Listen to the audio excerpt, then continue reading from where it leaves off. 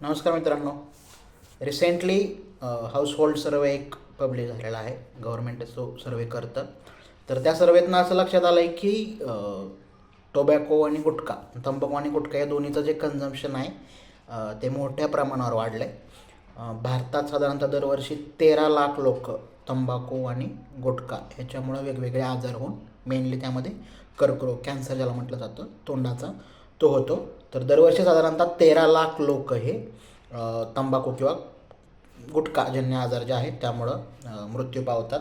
तर तो अतिशय म्हणजे वाढलेलं कन्झम्पशनचे मी फक्त आकडे सांगतो तुम्हाला थोडक्यात, की रुरलमधलं कन्झम्पशन आहे ते साधारणतः 58% वाढलेलं आहे 2011 पासून. गेल्या एक 10-15 वर्षाचा डेटा त्यांनी हे केलेला आहे.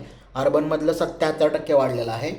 आणि जो तुमचा मंथली पर कॅपिटा एक्सपेंडिचर असतो, म्हणजे जर एखाद्या व्यक्तीचा महिन्याचा खर्च 10,000 असेल तर तो त्याच्या 1% हा गुटखा किंवा तंबाखूवरती खर्च करतो. म्हणजे तुम्ही समजा 100 रुपये जर खर्च असेल त्याचा महिन्याचा, तर त्याचा 1 रुपया तो गुटखा आणि तंबाखूवर खर्च करतो आहे, जे की खूप जास्त आहे मंथली पर कॅपिटा एक्सपेंडिचरनुसार. आणि रुरलमध्ये ते 1.5% आहे. म्हणजे 100 रुपये असेल तर 1.5 रुपया तो खर्च करतो आहे. हाऊसहोल्ड पेनिट्रेशन पण भरपूर आहे. साधारणतः किती की 68% जी ग्रामीण कुटुंब आहे त्यामध्ये तंबाखू किंवा गुटख्याचं सेवन केलं जातं. अर्बनमध्ये ते 45.6% आहे. रुरलमधलं जे वाढलेलं आहे ते 30%नी वाढलेलं आहे. आणि हायेस्ट युसेज एरियामध्ये तुमच्या असं लक्षात येईल की MP, UP, बिहार आणि आत्ता नॉर्थ ईस्टमध्ये पण गुटखा आणि ह्याचं जे कन्झम्पशन आहे तंबाखूचं ते वाढलेलं आहे. दक्षिण भारतात कमी आहे तुलनेनं महाराष्ट्रात आणि दक्षिण भारतात, परंतु कर्नाटकात ते थोडंसं वाढतं आहे असं देखील त्यांनी सांगितलं आहे.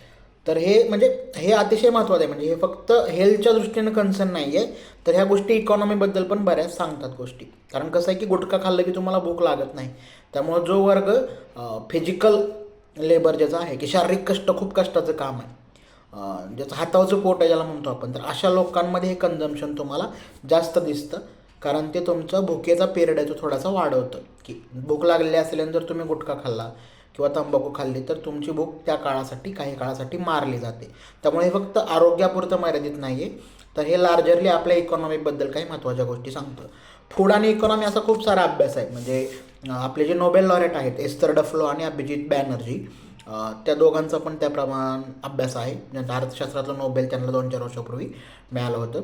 महाराष्ट्राच्या संदर्भात बघितलं तर हेरंब कुलकर्णी नावाचे एक शिक्षक आहेत, त्यांचा अतिशय महत्त्वाचा अभ्यास आहे की फूड पॅटर्न आणि अर्थव्यवस्था, दारिद्र्यावर त्यांनी महत्त्वाचं काम केलं आहे. त्यांचं पुस्तक पण आहे. आणि एक प्रामाणिकपणे काम करणारा माणूस आहे तो हेरंब कुलकर्णी आहे. की 6वा वेतन आयोग जेव्हा आला, 5वा का 6वा, तेव्हा त्यांनी सरकारला पत्र लिहून सांगितलं की आहे या वेतनात माझं भागतं, त्यामुळं मला 5वा, 6वा, 7वा, 8वा वेतन आयोग देऊ नका म्हणून. तर ही एवढे प्रामाणिक लोक आजच्या जगात बघायला मिळत नाही. तर त्यापैकी एक हेरंब कुलकर्णी आहे. तर त्यांनी असं सांगितलं होतं की जिथं दारिद्र्य जास्त आहे, किंवा हे एस्थर डफलो आणि अभिजित बॅनर्जी यांच्या अभ्यासात पण होतं की जिथं दारिद्र्य जास्त आहे तिथं चवीचं खाणं हे जास्त प्रेफर केलं जातं. की माझ्याकडे जर पैसे कमी आहेत खाण्यासाठी खर्च करायला, तर ते मी चवीतच खातो. म्हणजे ज्या ठिकाणी कुरकुरेचं प्रमाण जास्त असतं, चिप्सचं प्रमाण जास्त असतं, मॅगीचं प्रमाण जास्त असतं, कोल्ड्रिंकचं प्रमाण जास्त असतं, ज्या ठिकाणी दारिद्र्य जास्त असतं तिथं या पदार्थाचं कन्झम्पशन जास्त होतं. तर हेल्थबद्दल फक्त नाही आहे, एकूण इकॉनॉमीबद्दल पण काही गोष्टी तो सर्वे सांगतोय असं आपण म्हणायला हरकत नाही. अशा अनेक माहितीसाठी फॉलो करत राहा अमोघ अकॅडमीला. धन्यवाद.